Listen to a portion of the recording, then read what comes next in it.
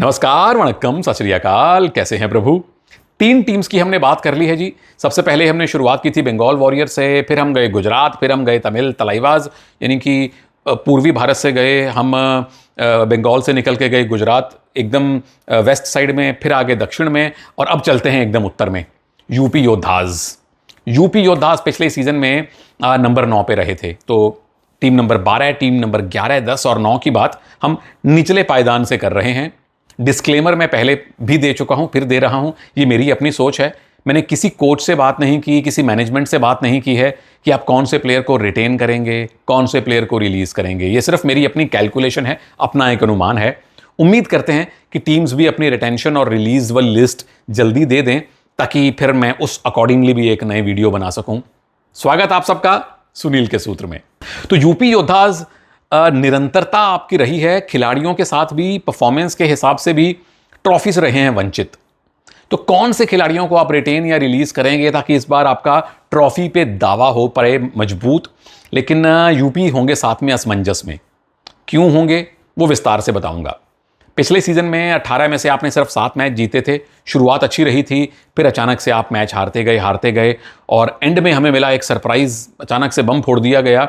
जसवीर सिंह साहब जो सीजन 6 से लेके सीजन 12 तक टीम के कोच रहे हैं, लगातार टीम के साथ हैं, बड़े सम्मानित कोच हैं, अचानक से उन्होंने अनाउंस कर दिया कि भाई मेरा ये लास्ट सीजन है, मैं जा रहा हूं। और एकदम से मतलब ये शॉक लगा था यूपी के फैंस को, क्योंकि एक आध सीजन ही खराब निकला है यूपी का, नहीं तो हर बार ये टीम आपको प्ले ऑफ में दिखाई देती थी। पर चलिए, जसवीर सिंह साहब को शुभकामनाएं हैं। उपिंदर मलिक जी अब टीम के हेड कोच हैं। अनिल चपराना साहब इस टीम के साथ अब वापस इस टीम के साथ पहली बार जुड़े हैं असिस्टेंट कोच बन के, और ये दोनों आते हैं सर्विसेज से। जसवीर सिंह जी भी आते थे सर्विसेज से। सो 2 सर्विसेज के कोच अभी भी टीम के साथ हैं, और इन दोनों से मेरी मुलाकात हुई थी हैदराबाद से दिल्ली आते हुए। हम एक ही प्लेन में थे, क्योंकि वहाँ रग्बी प्रीमियर लीग हो रही थी, जिसका मेन स्पॉन्सर है जीएमआर, और जीएमआर ही यूपी योद्धास का ओनर भी है। तो ये 2 कबड्डी के कोचेस भी वहाँ रग्बी का फाइनल देखने गए थे। तो हमारी बात हुई, मुलाकात हुई। टीम को लेके मैंने कोई बात नहीं की। एक मेरा सिद्धांत है कि जब तक टीम अनाउंस ना हो जाए, लिस्ट अनाउंस ना हो जाए, मैं कोचेस से बात नहीं करता हूं, दोस्ती का नाजायज फायदा नहीं उठाता हूं। तो ये सिर्फ मेरी अपनी सोच है प्रभु लोग, कि यूपी कौन से प्लेयर्स को रिलीज कर सकती है, कौन से प्लेयर को रिटेन कर सकती है, और यहां आएगा असमंजस। आइए एक एक करके खिलाड़ी पकड़ते हैं हम। पहले सुमित पिछली बार टीम के कप्तान बने थे, एलीट रिटेन्ड प्लेयर के तौर पे रखे गए थे। 46 टैकल पॉइंट लिए थे इन्होंने। अब आप कहेंगे सीजन बुरा नहीं था, पर सुमित का खुद का प्रदर्शन देख लीजिए पिछले 5 सीजन में, तो उनका अपना सबसे खराब सीजन था, क्योंकि इतने बड़े प्लेयर हैं। 46 पॉइंट उनके कद के सामने कुछ लगते ही नहीं है। बट कमाल के खिलाड़ी हैं, 100% रिटेन होंगे। लेफ्ट कॉर्नर सबसे इंपॉर्टेंट जगह होती है डिफेंस में, थोड़ी सी बाकी 3 पोजीशन से ज़्यादा इंपॉर्टेंट मानी जाती है, क्योंकि ज़्यादा रेडर राइट के होते हैं और लेफ्ट कॉर्नर के सामने आते हैं, और टीम के कैप्टन हैं, टीम की पहचान है, ज़रूर रिटेन होने चाहिए। फिर आते हैं जी आशु, सुमित के जोड़ीदार, लेफ्ट कॉर्नर के सामने राइट कवर का कॉम्बिनेशन। ये भी एलीट रिटेन्ड प्लेयर थे पिछले सीजन में, और 32 टैकल पॉइंट लिए थे। कोई बहुत तोड़ू फोड़ू प्रदर्शन नहीं था, लेकिन एक्सपीरियंस्ड हैं, टीम के साथ हैं, कॉम्बिनेशन बना हुआ है, तो इन ऑल लाइकलीहुड रिटेन हो जाएंगे। फिर आते हैं हितेश। नितेश और हितेश की जोड़ी याद है हुआ करती थी, दोनों राइट कॉर्नर। ये रिटेन्ड यंग प्लेयर की लिस्ट में रखे गए थे, राइट कॉर्नर खेले थे। पिछले सीजन में 48 टैकल पॉइंट लिए थे, पर उससे पिछले सीजन में 11वें सीजन में 74 टैकल पॉइंट लिए थे। 100% रिटेन होंगे जी। तो आपके 3 मेन डिफेंडर तो रिटेन हो गए, डिफेंस आपका बनता जा रहा है। उसके बाद आते हैं भवानी राजपूत। भवानी राजपूत भी एलीट रिटेन्ड प्लेयर की लिस्ट में रखे गए थे, और इनकी ऑक्शन वैल्यू पिछले सीजन में जो मैंने कैलकुलेट की वो बनती थी 52 लाख, 52 लाख। राइट के रेडर हैं। पिछले सीजन मैच खेले 17, पॉइंट लिए 77। उससे पिछले सीजन में मैच खेले थे 22, पॉइंट लिए थे 151। लेकिन रेड स्ट्राइक रेट दोनों बार तकरीबन बराबर था, 50%। तो सुनने में लगता है कि 17 मैच सिर्फ 77 पॉइंट, बट जितनी आपने रेड की और जितने पॉइंट लिए, वो परसेंटेज इनकी बुरी नहीं है, और मुझे लगता है रिटेन होंगे जी। टीम के साथ जुड़े हुए हैं, बढ़िया प्लेयर हैं, कॉम्बिनेशन बना हुआ है। तो चारों प्लेयर हमने करवा दिए रिटेन, जो पहले 4 आए। आगे उसके बाद आते हैं सुरेंद्र गिल। ये भी एलीट रिटेन्ड प्लेयर, राइट के रेडर टीम की पहचान बन चुके हैं। पिछले सीजन में 5 मैच खेल पाए थे और 18 रेड पॉइंट लिए थे। उससे पिछले सीजन में सिर्फ 11 मैच खेल पाए थे और 43 पॉइंट लिए थे। उससे पिछले सीजन में सिर्फ 10 मैच खेल पाए थे और 87 पॉइंट लिए थे, क्योंकि इंजरीज थोड़ी सी इनको परेशान कर रही हैं। तो मैं थोड़ी सी बोल्ड कॉल ले रहा हूं यहां पे। ये सिर्फ मेरी सोच है, ऐसा हो ये जरूरी नहीं है, पर मुझे लगता है कि शायद सुरेंदर रिलीज होंगे, शायद।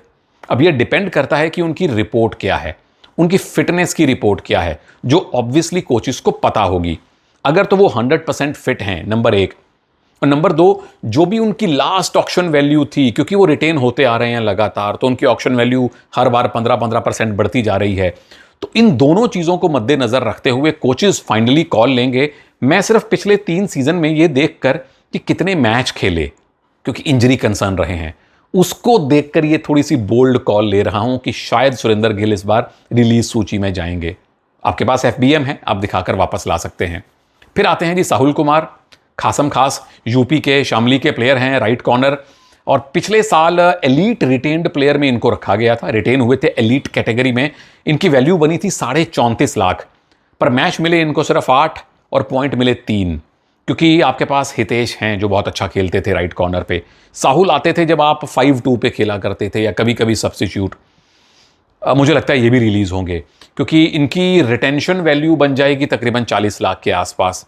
तो हो सकता है थोड़े से आपको चीपर ये मिल जाएं ऑक्शन में, या FBM दिखाकर आपको थोड़े सस्ते में मिल जाएं, थोड़ा पैसा बच जाएगा। फिर आते हैं महिंदर, लेफ्ट कवर, सिर्फ 20 लाख में मिले थे, 22 ही पॉइंट ले पाए थे महिंदर 18 सीजन में। बड़े अच्छे प्लेयर हैं, बेंगलुरु बुल्स के साथ एक बड़ा अच्छा इनका लंबा एसोसिएशन गया है। पिछला सीजन उतना अच्छा नहीं था, बट लेफ्ट कवर के स्पेशलिस्ट डिफेंडर, एक्सपीरियंस डिफेंडर अब ज्यादा नहीं बचे हैं, यंगस्टर्स आ रहे हैं। तो इनके एक्सपीरियंस को देखते हुए मुझे लगता है टीम इनको रिटेन कर सकती है। आप ऑप्शन भी रखेंगे 1-2 यंगस्टर्स की, पर महिंदर कम से कम आपको एक ऑप्शन देते हैं अनुभव का। फिर आते हैं मोहम्मद रेजा कबूद रेहांगी, लेफ्ट कॉर्नर हैं, ईरान से आते हैं। पिछले सीजन में 20 लाख रुपए में FBM कार्ड दिखाकर टीम ने इनको लिया था। 6 मैच खेले थे, 1 पॉइंट आपको आया था। अब यूपी योद्धास का अगर आप पिछले 6, 7, 8 सीजन का, सीजन 5 से लेकर 12 तक का उनका अगर आप रिकॉर्ड देखें, तो बहुत सारे विदेशी खिलाड़ी यहां खेलते नजर नहीं आए आपको।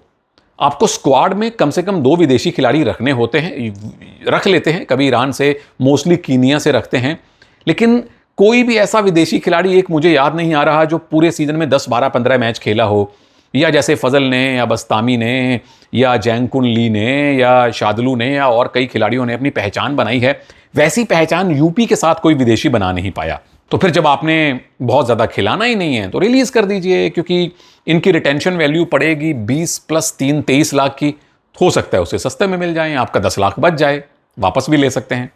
फिर आते हैं G Gagan Gowda, retained young player, right के रेडर हैं। पिछले सीजन में 130 रेड पॉइंट आए थे, उससे पिछले सीजन में 145 रेड पॉइंट आए थे। कंसिस्टेंटली खेलते हैं, बढ़िया सेकंड रेडर हैं, रिटेन हो जाएंगे। फिर आते हैं G Keshav Kumar, new young player हैं, राइट के रेडर हैं। ये आते हैं हिमाचल से, जहां तक मुझे याद आता है। 4 मैच खेले थे, 5 रेड पॉइंट और 8 टैकल पॉइंट थे। NYP हैं तो रिटेन हो जाएंगे। गंगाराम एक और NYP, राइट कवर, उसी कैटेगरी में रिटेन होंगे। सचिन मणिपाल एक और NYP, राइट कवर, उसी कैटेगरी में रिटेन हो जाएंगे अगर कॉन्ट्रैक्ट आपका बचा हुआ है तो। फिर आते हैं जयेश महाजन, एक और NYP, लेफ्ट कॉर्नर, पिछले सीजन में 3 टैकल पॉइंट लिए थे, बैकअप के तौर पे रिटेन हो जाएंगे। गुमान सिंह, बड़ा इंटरेस्टिंग केस है जी। पिछले सीजन में 1,07,25,000 रुपए में आपने इनको लिया था। लेफ्ट के रेडर हैं, हम सब जानते हैं। 16 मैचेस में पॉइंट लिए थे 88, यानी आपका 1 पॉइंट 1 लाख रुपए से ज्यादा महंगा पड़ा था। उससे पिछले सीजन में गुजरात में थे और 22 मैचेस में 159 पॉइंट लिए थे। और गुमान हैं एक ऐसे प्लेयर जिन पर तकरीबन हर टीम यकीन दिखाती है, क्योंकि पिछले 4-5 सीजन मुझे याद आ रहे हैं, हर सीजन में गुमान 1 करोड़ तो क्रॉस करते ही करते हैं, कई बार तो 2 करोड़ के पड़ोस में भी पहुंचे हैं। लेकिन अगर आपने गुमान को रिटेन करना है यूपी, तो आपको 1 करोड़ 15 लाख के आसपास देना पड़ेगा। पिछले सीजन की परफॉर्मेंस नहीं कहती कि 1 करोड़ 15 में आप इनको लीजिए, तो मेरी कॉल के अनुसार ये रिलीज हो सकते हैं। आप इनको बायबैक कर सकते हैं, एफपीएम दिखा सकते हैं। फिर आते हैं जी डीजी ली, डॉन जॉन ली, वो कोरियन, ये भी वो त्रेता युग से प्रो कबड्डी में खेल रहे हैं। एक आधे मैच, एक आधे सीजन के अलावा किसी टीम ने इनको लगातार खिलाया नहीं है और तकरीबन बेस प्राइस में मिल गए थे 13.5 लाख में। कर लीजिए रिटेन, 14-15 लाख में आपको इनकी रिटेंशन वैल्यू पड़ेगी। पर जब आपने रखा हुआ है तो थोड़ा खिलाइए। थर्ड रेडर के तौर पे 5-6 मैचेस दीजिए। लेफ्ट के रेडर हैं, वैरायटी लेके आते हैं, स्किलफुल हैं, स्पीडी हैं, और एशियन गेम्स में पता लग जाएगा इनकी परफॉर्मेंस।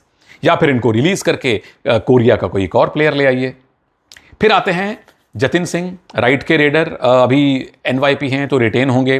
फिर आते हैं शिवम चौधरी, लेफ्ट रेडर हैं, ये रिटेन्ड यंग प्लेयर थे, 15 मैचेस में 41 पॉइंट लिए थे और टीम मैनेजमेंट का इन पे काफ़ी भरोसा था, तो हो सकता है कि उसी भरोसे के हिसाब से ये रिटेन हो जाएं। फिर आते हैं कृष्ण ढुल, दिल्ली में 1-2 सीजन बड़े अच्छे खेले थे। यहाँ पे आपको 5 मैच खेलने का मौका मिला लेकिन पॉइंट कोई नहीं मिला। लेकिन राइट कॉर्नर हैं, स्पेशलिस्ट डिफेंडर हैं, एक बैकअप के तौर पे रिटेन हो सकते हैं। फिर आते हैं रौनक नैन, लेफ्ट कवर, एनवाईपी हैं तो रिटेन हो जाएंगे। ये थी जी प्लेयर्स की मोटी मोटी कहानी। अब असमंजस क्या है यूपी के रिटेंशन और रिलीज में? असमंजस किस बात का है? आप देखेंगे मैंने ज्यादा प्लेयर्स को यहां भी रिलीज करने की बात नहीं की, क्योंकि यूपी योद्धास का विश्वास रहा है अपने कोर पे। एक चेंज ये हुआ कि जसवीर सिंह जी ने खुद इस्तीफा दे दिया, उपिंदर मलिक जी को आपने प्रमोशन देके चीफ कोच बना दिया, एक उनके साथ सहायक कोच अनिल चपराना, वो भी एक्सपीरियंस्ड हो चुके हैं, उनको आप ले आए। बहुत भारी परिवर्तन यूपी योद्धास करती नहीं है, ना अपने खिलाड़ियों में ना अपने कोचेज में। मैं भी उसी ढर्रे पे चल रहा हूं कि एक गुमान को या 1-2 नौजवान खिलाड़ियों को आप रिलीज कर दीजिए, बाकी आपका कोर वही रहेगा। लेकिन इसी कोर के साथ आप फाइनल भी नहीं खेले, इसी कोर के साथ आप तकरीबन हर बार प्ले ऑफ चले जाते हैं लेकिन ट्रॉफी नहीं आपको मिली। तो ये असमंजस है। अगर आप उसी कोर के साथ फिर से आगे जाते हैं तो क्या यही कोर, सेम कोर जो पिछली बार आपको टॉप 6 में नहीं ले जा पाया, उससे पहले फाइनल नहीं ले जा पाया, क्या ट्रॉफी जितवाएगा? ये बहुत बड़ा असमंजस है। मतलब यहां पे आपको 2-3 बार सोचना पड़ेगा।